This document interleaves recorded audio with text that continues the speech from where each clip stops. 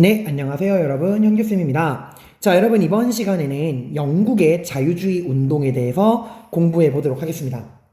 우리가 지난 시간에 배웠던 프랑스의 자유주의 운동은 되게 과격했어요. 나폴레옹 시대 이후에 들어선 빈회의, 빈체제는 모든 유럽의 질서를 나폴레옹 프랑스 혁명 이전으로 돌리자고 하는 보수적이고 복고적인 정통성의 원칙에 기반을 했죠. 그래서 빈회의의 결과 프랑스에서는 죽임을 당한 국민공회 당시에 죽임을 당한 루이 16세의 후손 루이 18세가 왕이 되고 부르봉 왕조가 복귀를 했어요. 그러다가 7월 혁명으로 이 샤를 10세가 추방되고 부르봉 왕조가 무너지게 되고, 그리고 부르주아들이 중심이 돼서 7월 왕정 루이 필리프를 왕으로 하는 입헌군주제와 제한선거에 기반한 7월 왕정이 만들어집니다. 하지만 여기서 소외된 노동자들이 불만을 가지고 2월 혁명을 일으켜서 결국 7월 왕정이 붕괴되고 제2공화정이 만들어지게 돼요. 그리고 이 제2공화정 때 루이 나폴레옹이 대통령이 되었다가 쿠데타로 황제가 됩니다. 제2제정이었죠. 이런 식으로 프랑스는 굉장히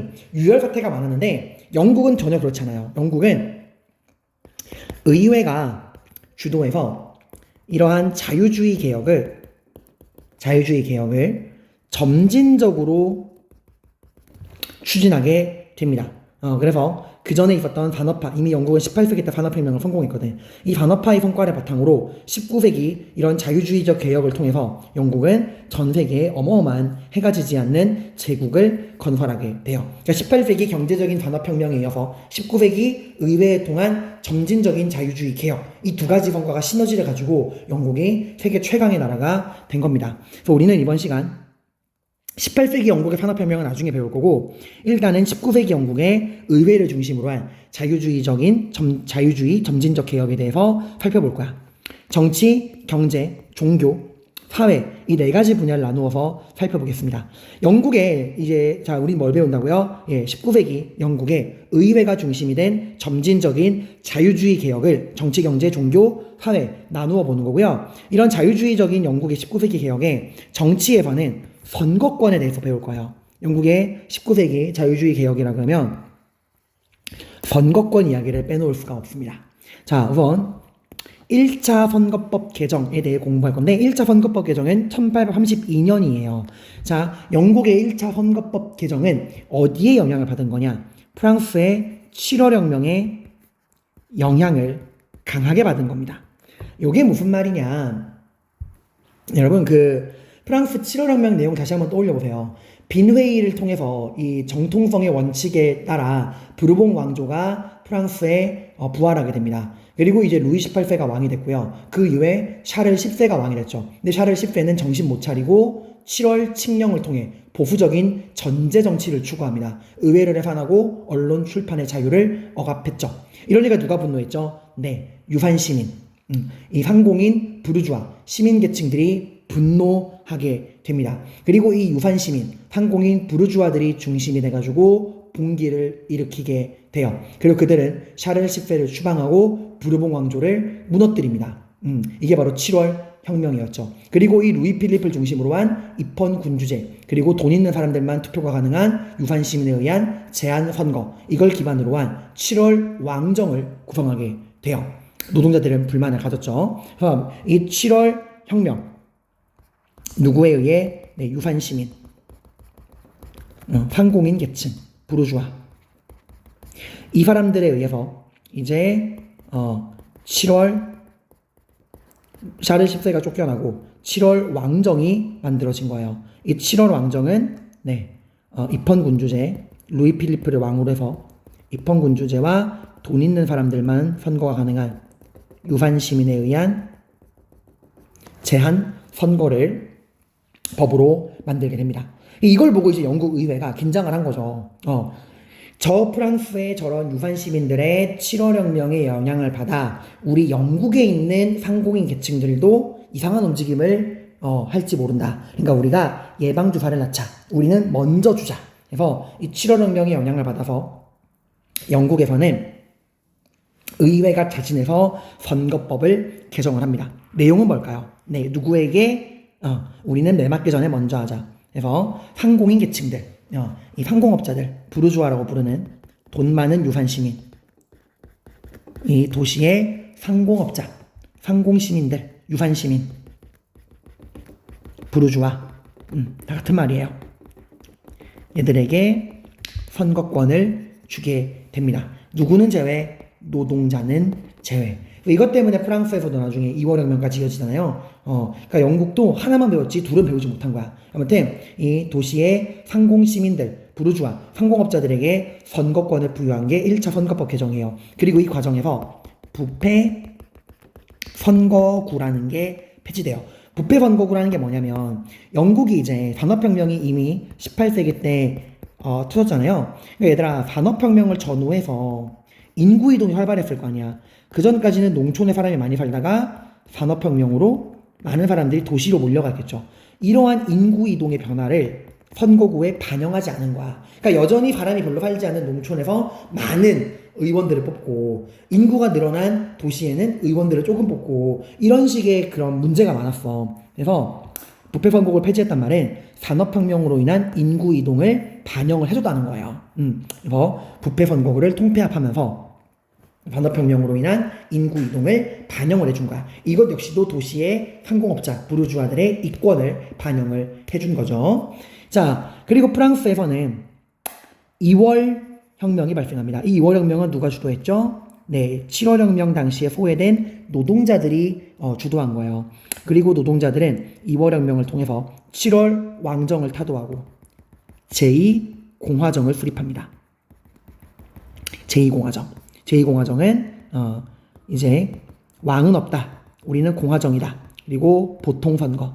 노동자들에게도 선거권을 주겠다라는 거였죠. 물론 이렇게 뽑힌 대통령이 나폴레옹 조카 루이 나폴레옹이었다는 게 좀 애라긴 하지만 2월 혁명이 터졌잖아. 자, 근데 얘들아, 아주 중요할 점. 영국에는 차티스트 운동이라는 게 나와요. 근데 만약에 쌤, 1차 선거법 개정이 프랑스 7월 혁명의 영향을 받은 것처럼 이 프랑스 2월 혁명의 영향을 받아서 영국에서도 차티스트 운동, 노동자들이 선거가 달라고 한 거죠? 아니에요. 그러면 틀려요. 시기가 달라. 프랑스 2월 혁명보다 영국의 차티스트 운동이 먼저예요, 여러분들. 그 말은 영국의 차티스트 운동은 프랑스 2월 혁명의 영향을 받지 않았다라는 거야. 그러니까 프랑스 7월 혁명의 영향을 받아서 1차 선거법 개정이 나온 건 맞거든요.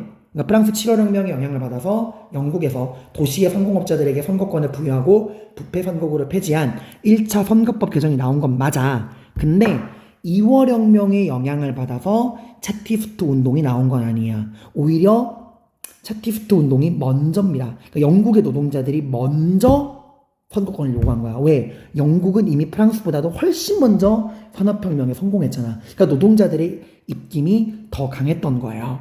그래서 영국은 노동자 계층이 이미 프랑스보다 먼저 차티스트 운동을 통해서 프랑스보다 10년 먼저 노동자들이 보통선거와 비밀투표를 요구하는 인민헌장이라는 거를 발표하게 됩니다.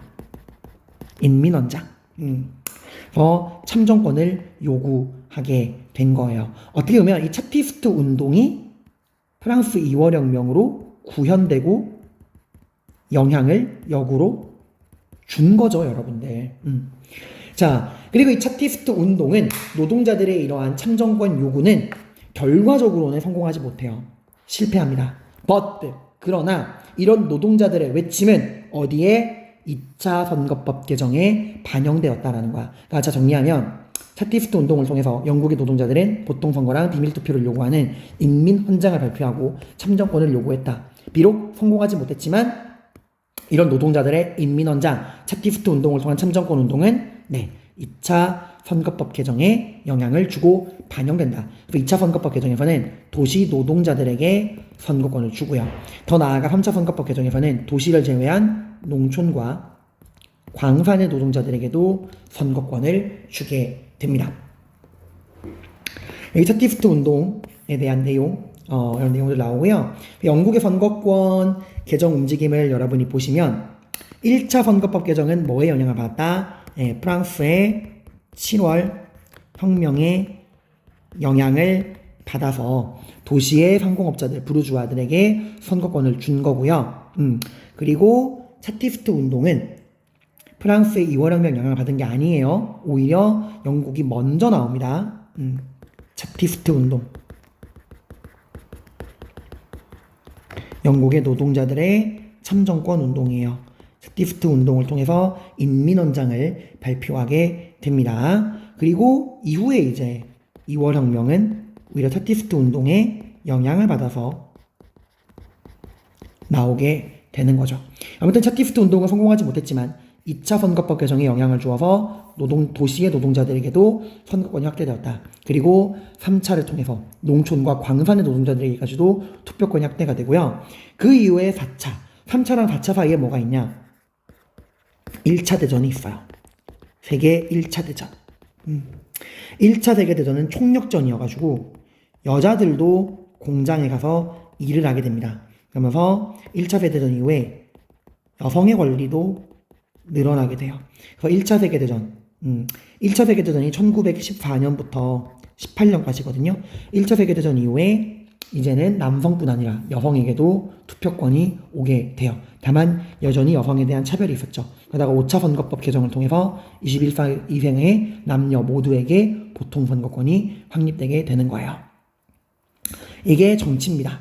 그리고 경제는 영국은 자유주의 이념에 입각해서 자유주의 경제, 자유로운 무역 체제를 확립하게 돼요. 그래서 먼저 공물법이라는 게 폐지됩니다.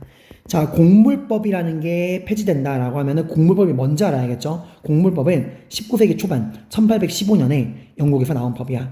영국 내의 곡물 생산자, 지주들을 보호하기 위해서 수입되는 곡물에 관세를 부여해서 이 쌀 가격을 올린 거야. 이거는 2차 인클로저 운동으로 성장한 지주들을 보호하기 위한 거였어요.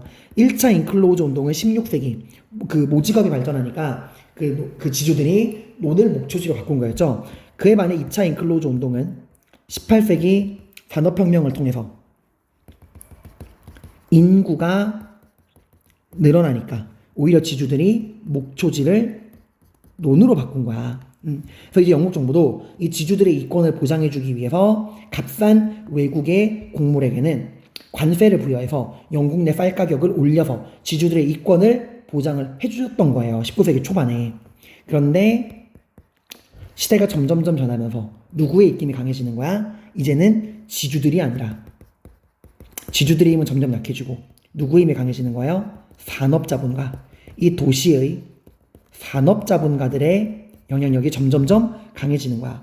그리고 산업자본가들 입장에서는 쌀 가격이 높으면 안 좋아요. 왜? 쌀 가격이 높아지면 그 물가 상승률을 감안해서 노동자들의 월급도 올려줘야 돼. 최소 먹고 살기를 만들어줘야 되니까. 이러한 산업자본가 입장에서는 곡물법이 유지가 되면은 노동자들에게 그만큼 더 비싼 월급을 줘야 되니까 이게 마음에 안 드는 거야. 그래서 산업자본가들이 꾸준히 요구를 해서 결국 1846년 19세기 중반에 가면은 지주들의 이권을 보장하는 곡물법이 폐지됩니다. 이 말은 뭐야? 이제 영국 경제의 흐름이 지주에서 누구에게로 넘어왔다? 산업 자본가들에게로 넘어왔다라는 걸 보여주는 겁니다. 이게 곡물법 폐지예요. 그리고 항해법 폐지, 항례조례 폐지도 보셔야 됩니다. 항해법이 뭐였죠? 네, 이거는 항해법, 항례조례는 영국의 그 청교도 혁명으로 찰스 1세의 목을 자른 올리버 크로멜이 네덜란드의 중개무역을 견제하기 위해서 발표한 거였어요. 1651년에 올리버 크로멜. 영국이나 영국 식민지로 들어오는 수입품은 본국의 배나 영국의 배로 와야 한다. 해서 중개무역으로 이득을 얻던 네덜란드를 찍어 누른 거였죠. 근데 이런 항해법이 이제 영국 스스로의 목을 옮하게 되는 거야. 이제 영국은 바다를 중심으로 세계를 누비는 제국인데 영국에 들어오는 그 수입품의 배를 본국이나 영국 배로 해라. 이러니까 영국 자체도 손해를 많이 보는 거예요. 그래서 항해법을 폐지하게 됩니다. 이게 경제고요. 종교적으로는 심사법이 폐지돼요. 심사법이 폐지된다. 심사법이 뭐였죠, 여러분들? 네.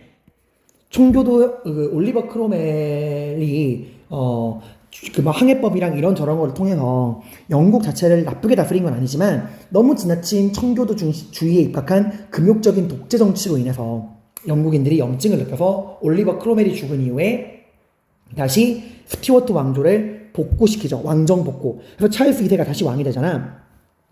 이 찰스 2세 네, 찰스 2세가 가톨릭 우대 정책을 하게 되죠. 찰스 2세는 가톨릭을 우대합니다. 하지만 당시 의회는 국교회가 장악을 하고 있었죠. 그래서 이 의회가 찰스 2세를 견제하기 위해서 만든 법이 심사법이죠. 영국의 공직에는 누구만 임용될 수 있다? 국교도만 임용될 수 있다. 그 말은 비국교도, 가톨릭 교도는 영국의 공직에 임명될 수 없다라는 거였어요. 이러한 심사법을 폐지했다는 이야기는 이제 비국교도, 가톨릭 또 공직에 나아갈 수 있다는 거예요. 그러니까 찰스 2세 때부터 내려오던 가톨릭에 대한 차별이 사라진 거죠. 더 나아가 1년 뒤에는 공식적으로 가톨릭 해방법을 제정을 해서 가톨릭 교도에게 전해져 오던 대부분의 차별을 다 철폐합니다.